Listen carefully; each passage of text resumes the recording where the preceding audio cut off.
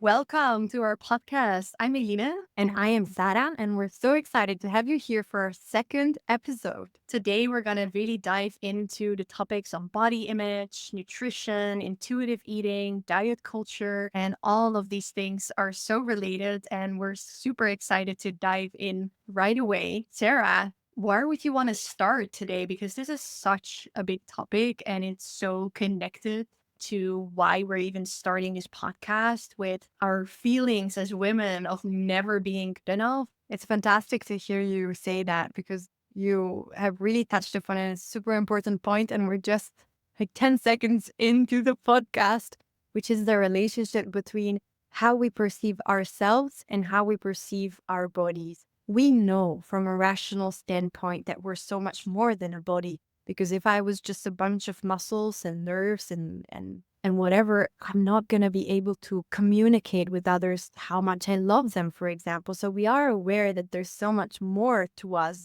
than this physical body, yet we identify so much with it. And just gaining 1 kilo can have such a big impact on how we perceive ourselves and how we show up into the world. I remember that I struggled with some weight gain and then weight loss that went in cycles. I was a professional ballet dancer, so actually my ability as a dancer was so often related to my physical form. And I remember that it was excruciatingly painful to all the time be treated as a body. You know, if you're this weight, then you're going to be cast in the show. But if you're not that weight, well, then you're not a good dancer anymore. And if there's anyone that comes from a bit of a more sporty background or has done a sport in an intensive way, I'm sure that they relate because I've been learning in the past years that it's something that goes way beyond ballet into almost every competitive field and not only of course. And I wanted to ask you, Elena, because you do this as a job every day to speak with women that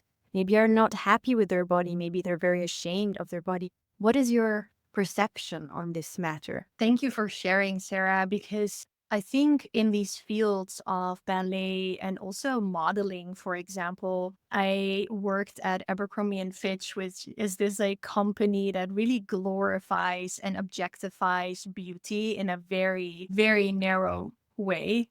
And I think it's in these places that this objectification of ourselves and especially of women in our society is more amplified, also because it's related to your job, to your income, and you are really like professionally assessed in that way. But this is like a cultural and like societal problem, especially in our Western world, right? And I think I speak to so many women to heal their relationship with their body, to heal their relationship with food, because from such a young age, we've learned that as women, our worth is in how we look, and how we look and what is the way to look perfect is very, very specific. And it's really thin in general and really fit. And there are so many, like every day, especially because I'm talking about these topics and I see them on social media, I learn about new things of how our body should be looking perfectly.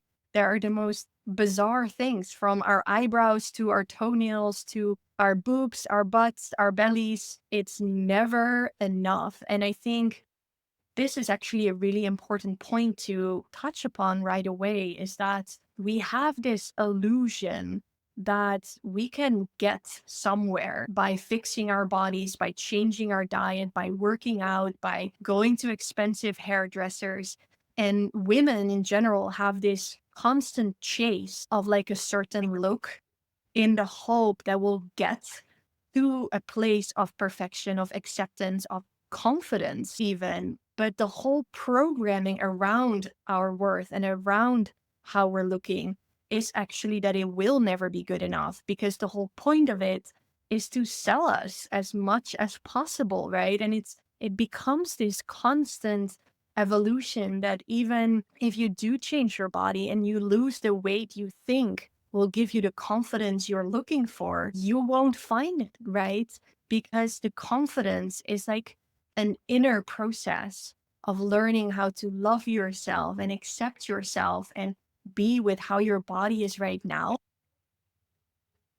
We're trying to get there and like fix basically we're trying to fix this internal problem of self-worth by fixing something on the outside, right? And it's such like a waste of like so much precious life force and energy and attention and money, and the amount of women who are just not happy with their body and spend so much time on obsessing around food, about exercise, and not even being able to like focus on maybe more beautiful things in their lives because of it is just something really sad. And I think knowing you're not alone in this is really healing, which is why I'm so excited to talk more about this. Because I think a lot of women would be surprised at how many other women are constantly having some sort of feeling about their body, about not feeling good enough, of being really overthinking around food or planning food or counting calories. So, yes, this is really such a passion of mine. And I think it's so freeing to learn how to shift your perspective in this. And I'm wondering, Sarah, because when I'm talking about women not being alone, I think you might have a story to share with us that really like emphasizes this point and also really explains that you really understand how this can feel. Absolutely. And it's a story of a client of mine, but it could be the story of many, many more women that are out there. And in part, I think that it sums up the experience that almost every woman has. So this particular lady that I worked with was very eager to do what she loved, like have a job that really reflected her passion and where she could connect with other people. However, she felt that in order to do that job, her body had to be very lean and very just attractive and fitting the norms of what society prescribed for that specific job. And so she felt like she couldn't have credibility in the field. And she was the first one not believing in herself because her body wasn't super thin and muscled and all of that. And we worked on, she came to me because she wanted to lose weight. That was her fix for every one of her issues. I remember having a coaching session with her and being astonished at how in her mind, every area of her life depended on her weight. To translate it in simpler words, I'm never going to find the man of my life if I am not that weight. I'm never going to have the job of my dreams because I'm not that weight. And my financial situation isn't right because I'm not that weight. So everything was really pointing towards the direction of I need to lose weight. Otherwise, my life has no purpose anymore. And this can be extremely depressing for a person to feel like that because you feel stuck literally in a body that you feel like it's not yours, but it is yours. And this is something very important that she had to acknowledge, even if this is not the body of my dreams. And it's legitimate, I believe, to aspire to feel super fit and energized and bring your body to be the best body that it can be for you. It's it's fantastic to have that goal, but you're never going to get there unless you accept the body that you have this very minute and everything that comes with it, the health situation that you have. The moment you own it and you say, no, this is my body, and you don't say, I don't recognize myself in this. No, this is my body. And I'm going to understand it. I'm going to take myself by the hand and bring myself towards this journey of healing. Because really, it passes through healing. And so we worked with her for a long time in just acknowledging that she was so much more than a body, that she was a wonderful woman, even if her body wasn't the body that she had dreamt, and that job she could have done in such a revolutionary way because she didn't fit the stereotype, because she could show many more women that, you know what, even if you're not stick thin, you can be a fantastic personal trainer, or you can be a fantastic counselor in nutrition. You don't have to fit an aesthetic that is considered as, okay, you figured it all out. Because I've also worked with a lot of women that were very thin and were considered so healthy and so fit, but actually the way they maintained that weight was definitely not healthy. And so in the case of this lovely lady, she went back and healed the trauma that had brought her to put all this weight on. And it ultimately came to this crazy theme when she was a child and she had attracted an unwanted attention of men. It didn't go into sexual abuse. It was literally having a lot of eyes on her at a very young age, and she felt very unsafe. And so her body started thinking, it was literally in her subconscious programming, if I eat more, I'm gonna get a bit chubbier, I'm gonna hide the parts of my body that are developing into the parts of a woman. So men are not going to find me attractive anymore. And she noticed that the more chubby she grew, the safer she was from that unwanted attention from men. And so she kept having this literal armor, she called it in the session. I still remember this armor was coming with her for years, and it made her feel safe. And so we had to rewire her brain to knowing, well, I'm not that little girl anymore. If I attract the unwanted attention of men, I'm going to say that out loud. I'm going to shout that out loud because I can defend myself now. And of course, it takes time for your subconscious brain to absorb that message. But once it does, there's no reason why you're holding on to that weight. If you feel safe, your body doesn't need that extra weight anymore in that case. Beautiful. That is such a powerful story.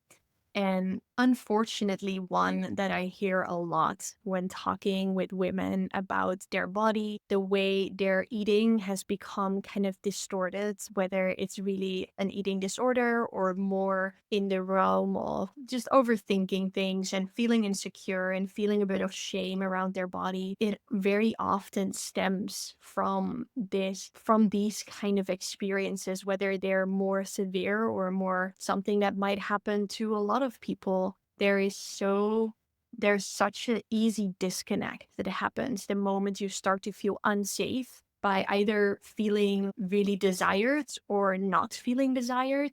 That is like one of the driving forces behind a lot of these uh, patterns of shame and overthinking and our disconnection from our bodies, really, because we don't feel safe anymore. And I think it's a really beautiful example as well how we need to be very compassionate about where these things are coming from and that they're more complicated than you just not having the discipline to change your body. And this is like such a big topic as well because there are so many layers to this, right? But when we're talking about discipline, right, there is often this idea that if you don't have the body of your dreams, which is something that probably is unreachable anyway, right? We talked about this. It's like this level of perfectionism that is actually the problem and very unhealthy. But really, how diet culture, which is really just this set of very strict beliefs of how a woman should look and how our worth is connected to that. And therefore, diet culture presents basically the solution to your problem that wasn't actually a problem, but has been taught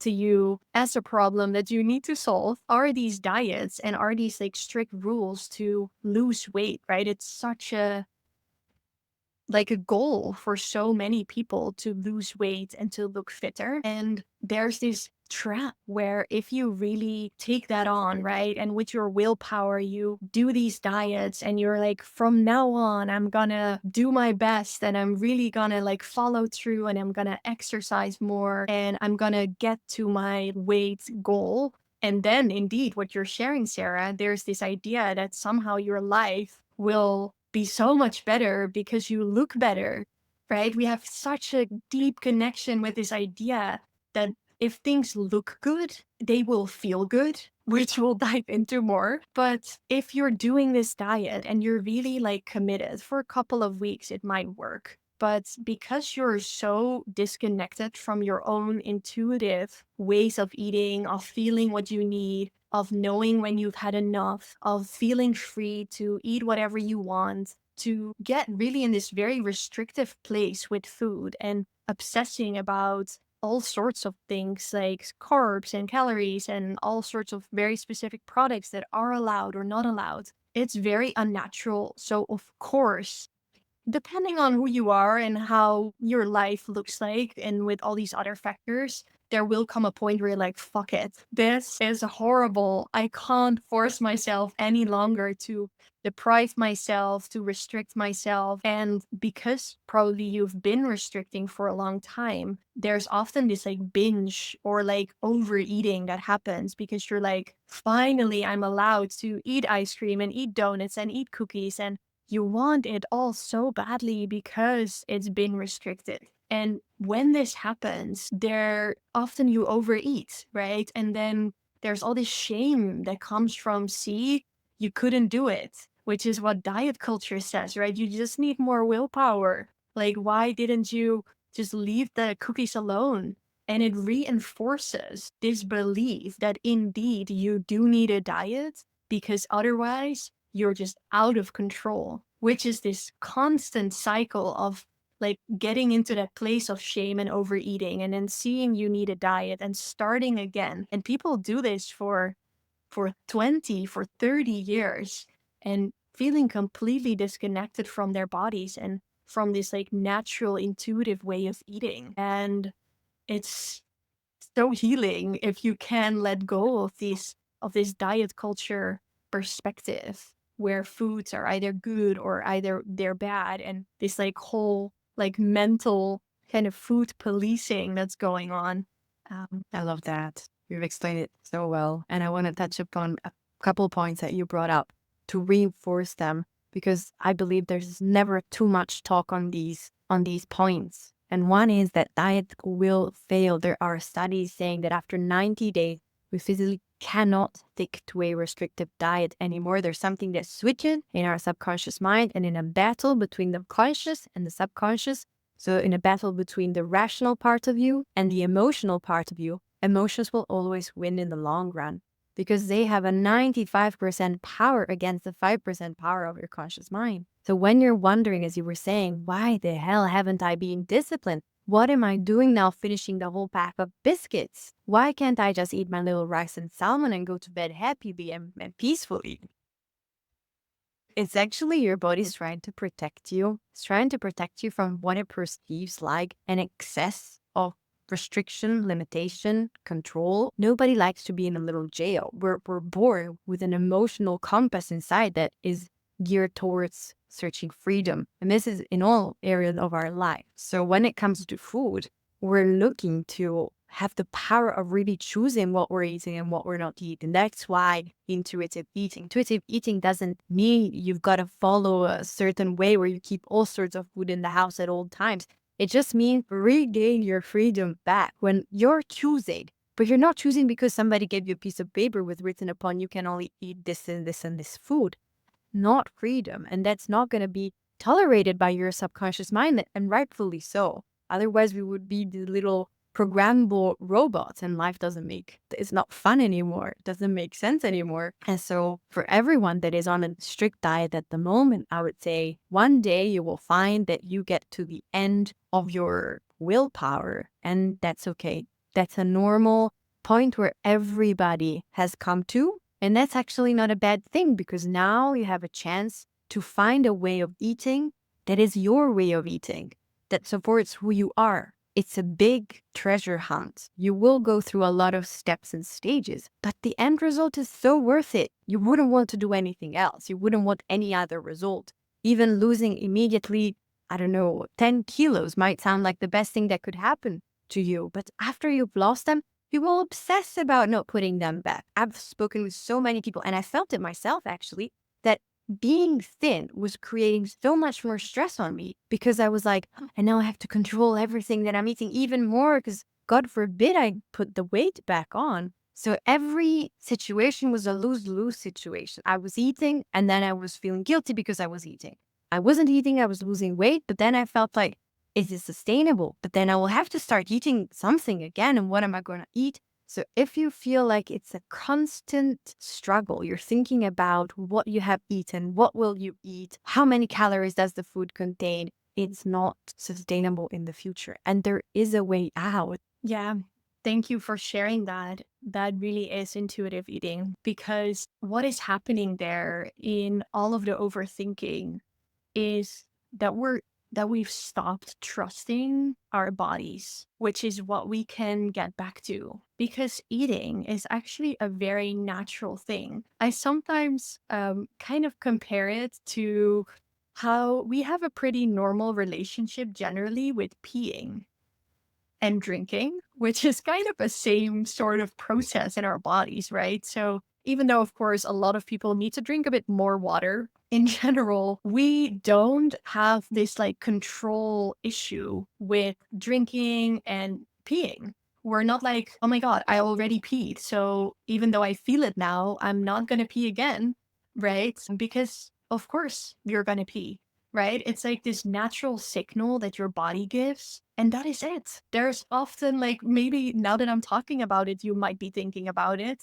but that's the only moment you're thinking about it. It's not something we're consciously aware of. It's just part of our day. And this is how you can start to relate or learn how to relate with food again, is where you understand how to really feel what you need in the moment and also really appreciate that there are different functions in food. It's not, it is nutrition. Of course, we want to nourish our bodies, but there's also a social aspect, there's a cultural aspect. There's just like the mental and emotional enjoyment of, like, I just had a brownie. And that's okay. Like, it's okay and very healthy to have a balance. And this balance will be different for everybody, but really unlearning all of the diet culture messages is such a big step in, like, this new relaxed direction. And I really think that you pointed out something so important with it never being good enough, even if you're thin.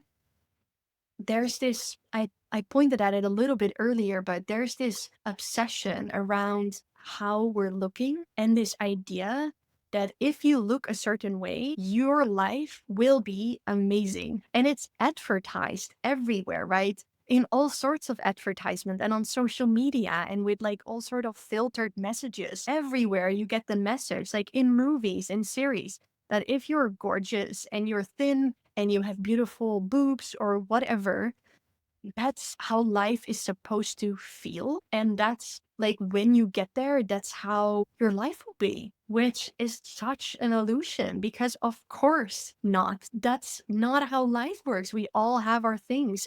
I think I worked with a lot of models. Like, I had a lot of professional models as clients. And as you were sharing earlier, Sarah, is that in these professions where your looks are your business, there is not more happiness, there's more unhappiness, there's more unhealthy behavior, there's more shame, there's more self doubt. And so many of these, like, beautiful women that so many other women are, like, striving to get at, even resemble some of it. These beautiful women feel exactly the same, which is this wild idea that really it needs some time to get used to this idea. But for me personally, that has been such an eye-opening experience for, like, the last 10 years of guiding women on this journey, is that no matter what they look like no matter their bodies, no matter their face, they all feel this feeling of it not being good enough, of needing to change it.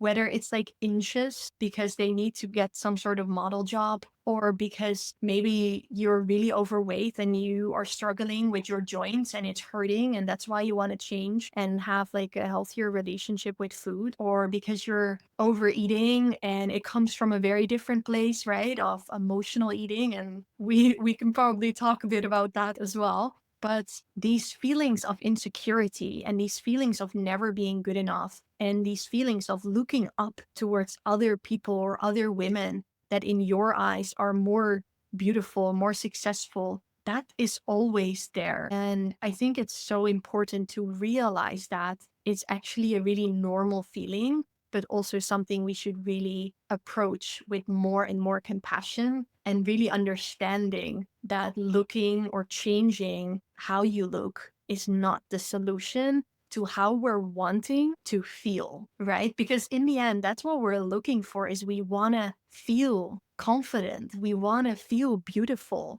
We want to feel loved and accepted. But those are not dependent on your looks. Exactly. And it made me think that we also want to feel in control. And when we want to feel in control of our lives, we also tend to want to be in control of other people, because that's a big source of uncertainty. How will people react to me? What will they tell me? Will they love me? Will they see my value? Will I be accepted? Will I be successful? All these things depend upon other people if you think about it. Your success is so linked to how people perceive you and the opinion they have of you. So you start to realize, okay, if I want to have a good life, I need to control other people. How do I control other people? Your brain goes back in your past. How did I get the most approval? Ah, yes, that day when I lost 2 kilos after having had, I don't know, a stomach flu, and everybody was complimenting me on how I looked. Fantastic. Let's replicate it, your mind says. Your subconscious mind doesn't know what your conscious mind will think about things. It just finds solutions that for it are totally logical. If you got a lot of attention because you lost a lot of weight, it will say attention equals losing a lot of weight. If you finally got, I don't know, a guy in your class to propose to you, and that coincidentally corresponded with when you started your first diet, you might have a belief that says happy relationship or man of my dream equal I put myself on a strict diet and I stick to it, just like how that happened in the past. So it's very tricky to need to control other people and feel like you've got no control over your life, because then your brain will find these sorts of mechanisms to go to. And as we were saying at the beginning of the podcast, let's remember what society thinks about women. Women need to be these perfect objects that you contemplate, like just like the movie star.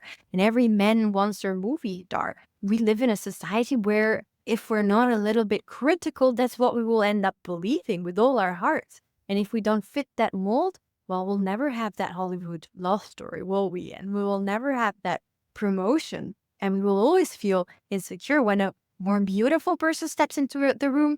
That's it. I don't have a shot anymore. And we forget about how things are in the real world. We wouldn't want to date a person that is just beautiful. Think about it. Even if they're incredibly beautiful, they have no inside. Would you want to live your whole life with this person? Of course not. So why do you think that men just look for beauty in women? That makes no sense. But we're so programmed, we don't ask ourselves these questions. So going back to the issue of control, we've established that it's so nice to feel in control. And it is. But when we're in control of our own internal world, because that we can control 100%. Everything outside of that, we can't. And as children, sometimes, many times, we felt like we were totally powerless and horrible things were happening to us. Like a divorce of your parents could be a terrible thing that you have no control on. Or it could be that you're bullied by other kids. That happens a lot. Could be just verbally being bullied and you have no control on that. So you start feeling like, I need to have control on at least something.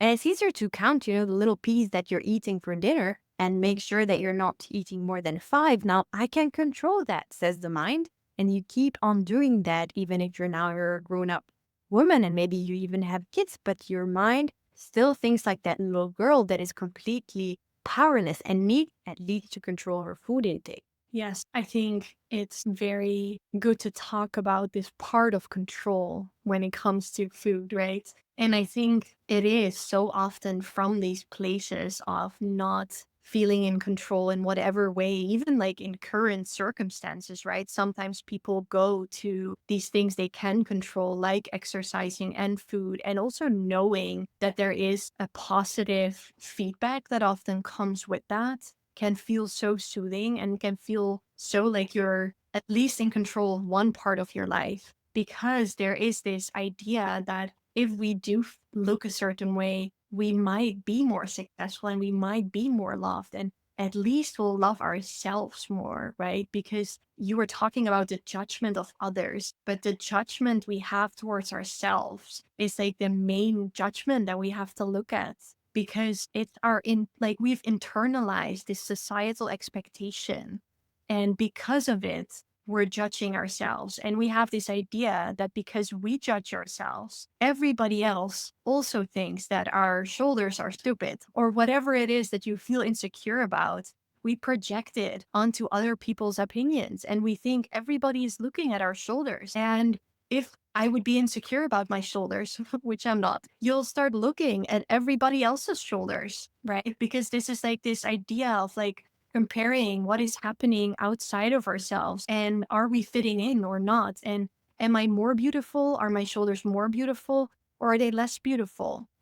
And I think this mechanism is so important also to touch upon, like social media, because our brain, and I'm curious if you have something to say about this, Sarah, but from what I've learned, our brain does not know the difference between social media scrolling and seeing all these edited, sometimes even AI these days, like images of women, and like the reality, like the actual world. So even though maybe like consciously we know that these people are like filtered and it's not like, it's highlights of their life and it's not all real, our like subconscious brain doesn't know that that's not real. So we keep comparing ourselves. And this is why the longer you spend on these platforms, especially if you watch these kind of content, you'll start to feel inadequate. You'll start to feel ugly and fat and not fit enough, even though when you go to like a sauna or a spa in like the normal world,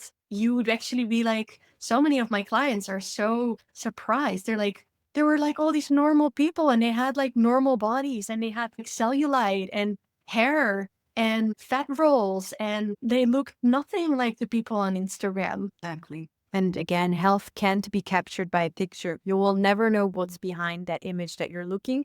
And as you were saying, nowadays there's these crazy filters and apps that can actually cut off pieces of your body to look thinner. It's insane where we're going to. And it's so sad that people need to do that to their own pictures in order to feel like they can show them to other people. It's literally taking our freedom away and, yeah, taking our authenticity away because our body, especially as women, are so diverse and so beautiful for what they are. And the moment we catch on a glimpse of how amazing we are, and I must say, always find a partner that recognizes that. If you feel the need to change your body for your partner, then it's a really red flag, an intensely red flag. So going back to your Instagram feed, when you're scrolling and you're seeing a lot of perfect bodies and perfect women, also capture, if they're real women, they're not AI, capture the emotion of sadness that might or is in their heads for having to modify their pictures in order to show them perfectly to you. Yeah, I think it's really good to have compassion also for when you are recognizing people are doing this. But even being aware of this, I think, is already healing. And to start normalizing normal bodies, right? There is like a beautiful movement there. And I think body positivity is definitely changing the way we're looking at bodies a bit more. But I also think we need to look a bit further, right? Because even with like this body positivity movement, which I really encourage people, if you're still like on social media or on these platforms looking at like fitness inspiration kind of accounts, to really change that to people who are sharing like real bodies and really like creating like a new perspective for yourself. It's good to see these different images, but the body positivity movement is still also highlighting that somehow then we're just accepting a bigger range of what is beautiful, but we're still focusing on that women apparently should have their main goal in life be beautiful. And now we have like a new set of ideals that you can pick from, but it's still chasing like a certain ideal. And even like the women that are now like being shown in these like new ads and like more inclusive things are still in like a very specific range of what now a lot of companies see as like acceptable, like fuller bodies, but still they have like these hourglass figures and like there's still a lot of focus on how women should look. And I think we need to move away, like in general, from this whole idea that that should be our main goal and instead try to focus on who you are as a person and to start taking care of yourself from a place of love. And really, what you were saying before, Sarah, is like it's okay to aspire to health, right? We do want to nourish our bodies. We want to move our bodies. We want to take care of ourselves. But this can come from a place of love, which is what we talked about in the last episode, right? Like, it's not that you need this shame and this judgment in order to get yourself to healthy behaviors, which is often what we think. But that's what diet culture has made you believe, right? With this like restriction and then overeating cycle, you've like learned that apparently if you're not shaming yourself, judging yourself, being critical, where and why would you even move your body? Why would you even eat healthy? But the moment we start loving ourselves more, it's the most natural thing in the world. It's like sometimes I give my clients this example of if you had to take care of like a toddler, like a, I don't know, a 4-year-old or something, like a cute little human that is still very unaware of all of this. And you do feel responsible and you have a lot of love for this kid. Of course, you're gonna want to take care of it. And it's not because you judge it or shame it or like, oh my God, look at you, you need to change. It's just like, let's get you some fruit and veggies. And of course, we'll go for ice cream sometimes, but not all the time. And first, we'll have some veggies and then we'll see. And there's like this very natural care that we feel for things that we love. And this is why it's so important to not look at the behaviors of like well being and fitness, but where are they coming from, right? It's so much more about how we're approaching ourselves and from what place than what we're actually doing, which is what you were saying, right? You could see like a super fit and thin person, and it could come from like a super healthy place of self care, or it could come from years of eating disorders and being obsessively focused on food and being really unwell and also like unhappy. Love that. And I wanted to ask you a question. Imagine that I'm a listener and I have been fueling my desire to have a different body for years with a sense of guilt, inadequacy. And every morning I wake up and I say, I've got to hit the gym because otherwise I'm just going to sit on the couch eating chips and I'm going to become as big as a house. So that's been my way of motivating myself for the past 5 years. And I believe that if I stop doing that, I'm going to sit on that couch, eat the chips, and become as big as a house. So, how can I shift? I've listened to the podcast. I understand the principle behind it. Like, I really want to be able to fuel my going to the gym, that behavior, with taking care of the little toddler that is inside of me. How do I make this shift? What would be a tip or some advice for me? I think maybe even a period of letting go of all expectations. Because when we're in this place where we feel very forced, we have lost our natural trust that we will have this natural motivation to take care of ourselves. And the moment you let go, and maybe you do sit on the couch and eat chips, which is a wonderful idea, Sarah. And just do that for a couple of weeks. I see with a lot of people, there will come a natural point of like, hey, maybe I actually want to exercise because it makes me feel good. And I'm kind of done with sitting on the couch and eating chips because this is the same with food. If I give anyone who is listening right now full permission to eat whatever the fuck you want to eat for weeks very quickly, generally speaking. And this is a good idea if you feel very uncomfortable about this. Maybe reach out to me or Sarah, or together we can guide you through this. But if you feel like you're in a safe space with yourself to try this out, like, and you would start just eating all the cookies, all the ice cream, all the fries, everything, you'll feel sick of it so much sooner than you can ever imagine because it doesn't feel good to do that as like breakfast, lunch, and dinner every day. It's gonna not feel good in your body. You're gonna crave vegetables and you will have like this natural stop of like, I've had enough sweetness, for example. So I would say allow like this kind of transition phase of kind of rediscovering your natural motivation and also really having some like really leaning into that trust and self acceptance, like you are already okay, right? Which would be like maybe a second point.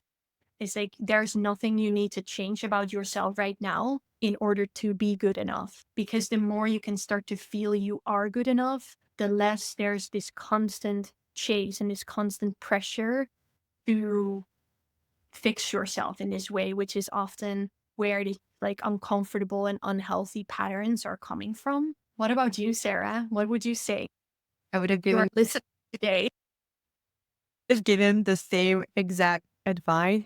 And I think that's not a coincidence. I truly believe, and I've been there on the couch eating the chips and feeling terrible because I ate too many chips. And when I look back, I don't think there's another way to make that jump. You're jumping from years of taking a little left and bashing yourself into doing things. You can't go from that the day after with this whole self-love and I'm going to do it because I love doing it. I'm going to eat vegetables because I love eating vegetables. If you have that immediate transition without, as Elena was saying, a time where you let go of everything, you're just switching the method, but you're using the same punishment, the same guilt, the same this is the right way. And then there's the wrong way. And I'm not choosing. I just need to do the right way out of fear. So in order to switch, you need to let go of the fear because it was fear that made you be so harsh with yourself.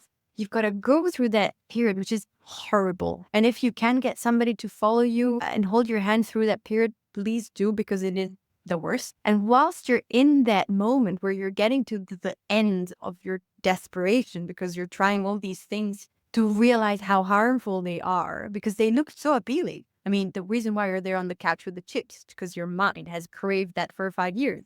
So now you're allowing yourself to have the experience. And until your body is satisfied with the experience, there is no moving on to vegetables and nice carrots and broccoli. You have to live through that and allow your body the time and the space to switch that fuel. Will you share a bit about your experience, Sarah? Because I know you've had some, and I think maybe for our listeners, it will really like be relatable to kind of see like how did it shift for you and what was happening there. It all started with reading about intuitive eating. That's where I decided to take my eating disorder, that was a mixture between anorexia and emotional eating, into hands. So I thought, I really understand the logic behind this theory. It makes a lot of sense. I can't wait to try it. And I just started buying foods that I would never bought and never eaten. However, the issue is that I still had to control my weight in a crazy way because I was a ballet dancer, and every gram counts in that job. And everybody is obsessed about how a dancer's body looks. Yes, there is now a movement for acceptance and all that. I believe it's just a little fluff. And underneath the truth is the thing. So I was in this very vulnerable space of having a body that was changing and was getting to a healthy weight because I was eating in a completely different way. And if I kept going through that path and had a bit more of support and acceptance of myself as a first thing, but also from other people, I would have probably bridged into I'm eating intuitively, I'm understanding. But it went entirely wrong because the feedback I was getting is your body's out of control, you've got to lose weight, we're not going to cast you in the role, you've got to do something, what is happening? Are you becoming less motivated? You don't love ballet as much. So a lot of self-doubt. And then I started restricting again. And that was the worst because my body now had seen how things could have been and didn't want the restriction any longer. And that's when I went into stages of binge eating and then extreme restriction for other days or weeks. And it was an up and down cycle that culminated with me just having to take a strong decision and being like what comes first, my career, my health.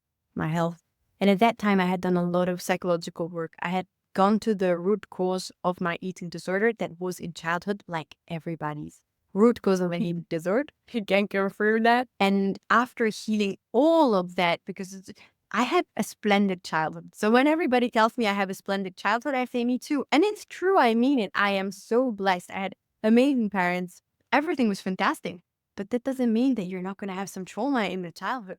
Trauma is there. It's in this world. And the sooner we accept it, the sooner we can heal it. It's not like it has to be this crazy abusive situation that happened to you. It can be a tiny comment that wasn't even meant in a negative way, but it can cause an eating disorder later on in life. So it's really always worth having a look at what happened in your childhood.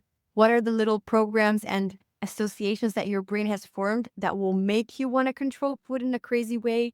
And then addressing that is what gave me the freedom to slowly, through years of testing out, reconnecting with my true hunger cues. No idea if I was hungry or not. I was a tiny bit stressed, I'm hungry. I was happy, I'm hungry. I was sad, I'm hungry. So I really had to rediscover, as I said, little signal I have to go pee. I have to eat. And it's so nice when you reconnect with your true hunger. Beautiful. Thank you for sharing that vulnerable story, Sarah. I can imagine so many people will relate. And I think you're just really giving such a beautiful example of how you can heal, because I think that is a really good thing to maybe like end this episode with is there is definitely, even if you feel desperately like out of control and you don't know where to change it and you've tried everything, that there is absolutely a way to heal from all of this obsessive thinking, from the shame, from the judgment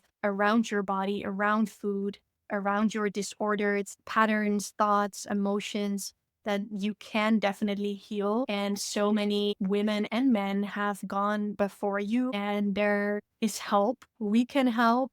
There are so many resources out there to start this journey for yourself. And even though it takes a lot of courage because it goes against our whole societal system, as we talked about, and it is so deeply connected to our self worth. So it is like a deep journey, which is what is Sarah's expertise, right? The subconscious patterns and like where are these things coming from? It does take a lot of work and courage, but it's definitely possible. It is. I'm just gonna end by confirming that and saying that I have been there, so I understand that when you are in the process, you will doubt it every day, even 5 times a day. You will doubt whether it will ever work for you. You might think it worked for all these other people because they're a bit better than me. They had more discipline, they had their shit figured out, and I don't. So I don't know if it will work for me. And I tell you, I've been there, and so many people are right there with those thoughts, and they will come. And the best thing, as our whole podcast says, is to be okay with what is happening. Be okay with the thought, with the doubt. Will I ever heal from an eating disorder? Look at all the people that have, and still allow yourself to have the doubt. And yet, I believe that if you take small steps, for example, what we talked today a lot was reaching out for help. That would be my first advice. When you take these little steps, you're already starting that journey. Beautiful. Thank you, Sarah. And I'm really excited about our next episode. I think it would be so wonderful to kind of dive into spirituality, self development, kind of this push behind all of the like growth mindset and all of this information that is out there around self improvement to kind of talk about that a little bit more and how we can perhaps approach creating the best versions of ourselves in a more grounded and gentle way. I love that. And I can't wait to talk to you soon and record our third episode. See you next time. Bye.